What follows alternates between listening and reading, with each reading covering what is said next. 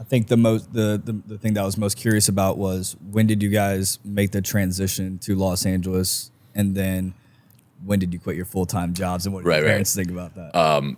So my dad is an executive recruiter, which means he finds people to run like mutual funds or like wealth management funds. So that is the exact opposite of anything that we do here.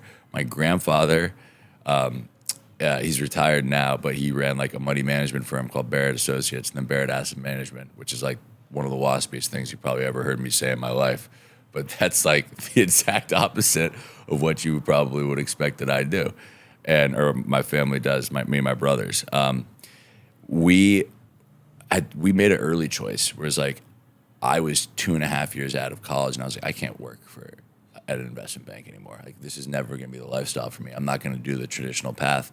I need to be in like entertainment and storytelling. And my brother Max, he made that decision even earlier. He made that decision right after he graduated college. He went to advertising school and then sort of like, I'm going off on this path.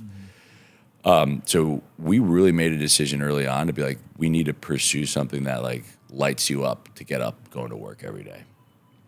And it's a bit of like your parents are my parents are the most encouraging ever about it. They're not like, how are you going to make money? They're like, as long as you're happy, you're going to have a good life.